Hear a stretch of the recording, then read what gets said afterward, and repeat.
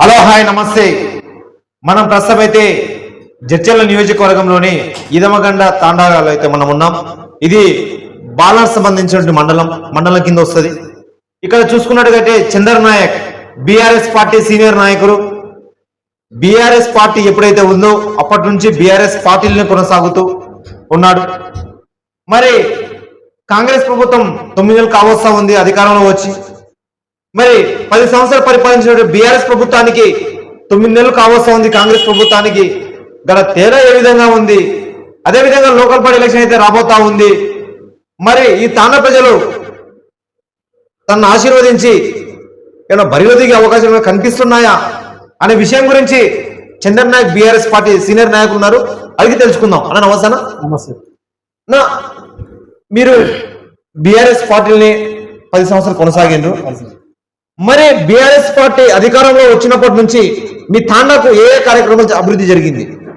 BRS party వచ్చినప్పటి నుంచి లక్ష్మారెడ్డి హైదరాబాద్లో మాకు సిసి రోడ్ వచ్చింది, అండర్ గ్రౌండ్ మోరీలు వచ్చినాయి, కళ్యాణ లక్ష్మి వచ్చింది, రైతు బంధు వచ్చింది, రైతు బీమా వచ్చింది, ఇక కావాల్సిన పెన్షన్ వచ్చింది. అన్ని కార్యక్రమం మంచిగా జరిగింది. ఇప్పటికైనా మంచి జరగాలని కోరుకుంటున్నాను. ఇప్పుడైతే మీరు చెప్తా ఉన్నారు బీఆర్ఎస్ ప్రభుత్వం ఉన్నప్పుడు కళ్యాణ లక్ష్మి కానీ, షాదీ ముబారక్ కానీ ఇలాంటి పథకాలు రావడం వల్ల ఈరోజు కేసీఆర్ గారికి ఇంత అభివృద్ధి కార్యక్రమం చేసినట్టు కేసీఆర్ గారు ఈరోజు ఎందుకు సీఎం కాలేకపోయాడు? ఎందుకంటే ఇప్పుడు కాంగ్రెస్ ప్రభుత్వం ఏంటంటే ఇప్పుడు మార్పు కావాలని కొందరు అనుకున్నారు. దానికోసం మార్పు కావాలంటే ఇక ప్రజల దాంట్లోనే మార్పు వస్తుంది, కానీ రాజకీయం దాంట్లోనే మార్పు వస్తుంది, కానీ ప్రజల దాంట్లో ఏం మార్పు వస్తలేదు. ఇంకొక విషయం, జడ్చర్ల కాన్స్టిట్యున్సీ చూసుకున్నట్టుగా అయితే మాజీ మంత్రివర్యులు, మాజీ ఎమ్మెల్యే లక్ష్మారెడ్డి గురించి చెప్పాలంటే మీ నోటి నుంచి ఏం చెప్తారు? లక్ష్మారెడ్డి గురించి చెప్పాలంటే లక్ష్మారెడ్డి సార్ మంచోడే, ఏ కార్యక్రమం ఎప్పుడు పిలిచినా వచ్చేవాడే, ఏదైనా మాట్లాడేవాడే, మంచి కార్యక్రమంలో జరిపించండి లక్ష్మారెడ్డి సార్. ఇప్పుడు యాక్చువల్గా కరువు కాటకాల జిల్లా, వలస ప్రాంతాల జిల్లా అనే పాలమూరుకి ఒక పేరు ఉందన్న. ఇప్పుడు ఇక్కడ బిడ్డ ఉన్నటువంటి సీఎం రేవంత్ రెడ్డి గారు ఈ కరువుని దూరం చేసే అవకాశాలు కనిపిస్తున్నాయి? మాకైతే ఏం కనిపిస్తలేవు అట్లాంటివి. ఇప్పటికైతే మాకైతే ఏం చెందలేవు, ఏం కనిపిస్తలేదు. కాంగ్రెస్ ప్రభుత్వం అయితే 9 నెలలు కావస్తా ఉంది. మరి మన గ్రామంలో పట్ల ఏమైనా కార్యక్రమాలు జరిగాయా? ఏ కార్యక్రమం జరగలేదు. మా గ్రామంలో అయితే ఏ కార్యక్రమం జరగలేదు. 9 నెలలు వస్తుంది, ఏం జరగలేదు అన్న. ఇంకొక విషయం అన్న, ఇప్పుడైతే మన తాండా గురించి మనం మాట్లాడుకుందాం. ఈ తాండాలో బీఆర్ఎస్ ప్రభుత్వం అధికారంలో ఉన్నప్పుడు మీ నేతృత్వంలో ఏ కార్యక్రమాలు జరిగాయి?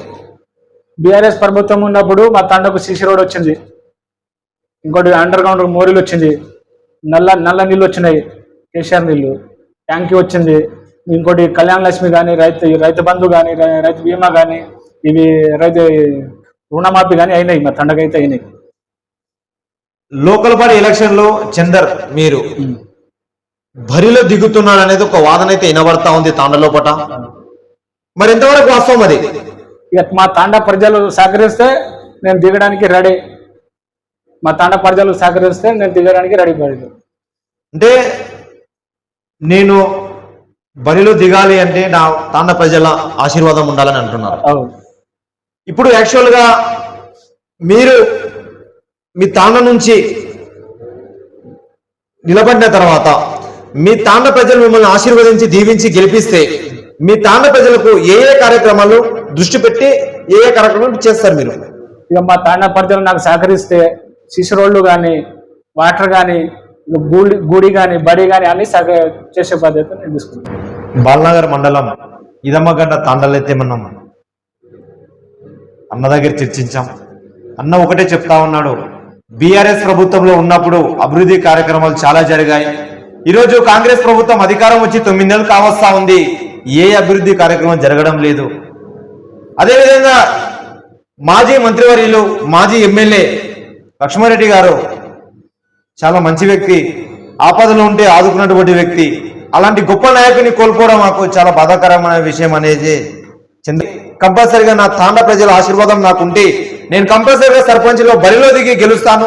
గెలిచిన తర్వాత నా గ్రామం నా తాండా ప్రజల్లో ఉన్నటువంటి ఏ సమస్యలు ఉన్నావో ఆ సమస్యల పైన మొదటిగానే దృష్టి పెట్టి దాన్ని సాల్వ్ చేస్తానని చెప్పి అన్నగారికి చెప్పడం అయితే జరిగింది.